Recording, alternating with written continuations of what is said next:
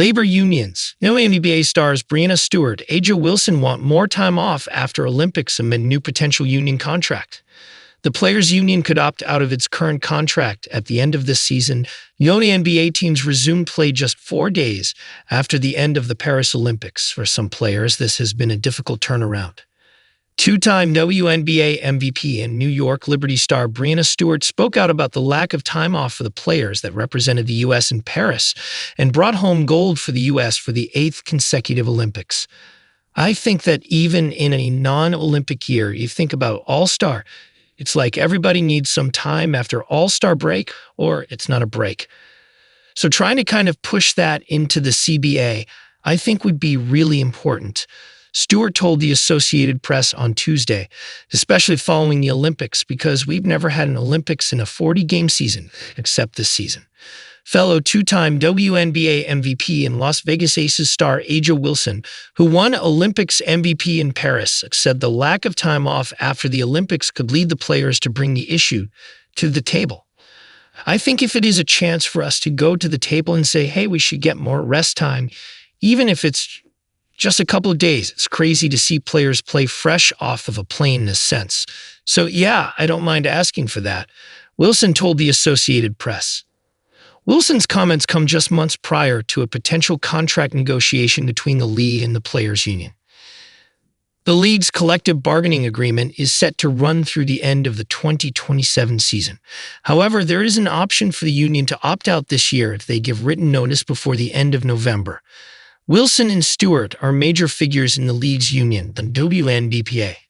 WNBA Executive Director Terry Jackson told reporters during a red carpet walk at the Sports Emmys on May 21 that the players decided to opt out in pursuit of a new contract this offseason is possible. Her comments came amid questions of the league's handling of a universal charter flight program for all teams that began this year.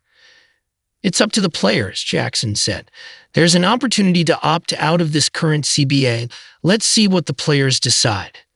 The charter flight rollout was heavily criticized by players, including Stewart, Chicago Sky rookie Angel Reese, and Phoenix Mercury guard Sophie Cunningham, as some teams did not have access to the flights while others did in the early part of the season. I recognize that the league was kind of scrambling to get this in place for the start of the season, Jackson said. Their decision-making came together kind of late in the process, as I understand. The league is working as hard as they can to roll it out for everybody, so there's some bumps and there's some hiccups, Jackson said. Now, months later, Wilson has indicated that the players may already have new demands in mind if they do end up at a negotiating table. For Wilson, who is 28 now and will be 32 in 2028 when the Olympics comes to Los Angeles, that extra time off is a priority. I definitely needed some time to decompress. Playing USAB, it is a whole other thought and mind process that you might not necessarily have to exert that much energy when you play with your respective team, Wilson said. So definitely needed just a couple of days just to kind of decompress, whether that's just get back into the flow of things or just get my feet underneath me, because that was a long time away with a lot of just back and forth.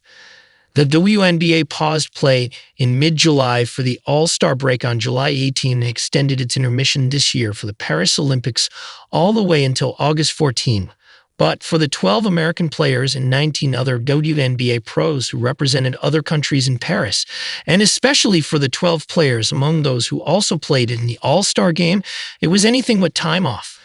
For a handful of U.S. players who were on both an All-Star game at the USA Basketball Showcase and played in every single game in Paris, that was a total of 8 games played within those weeks off.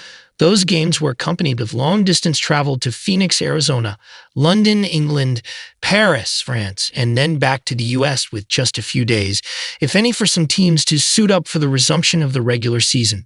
The WNBA's TV ratings and attendance levels are at all-time highs this year, it announced in a June press release.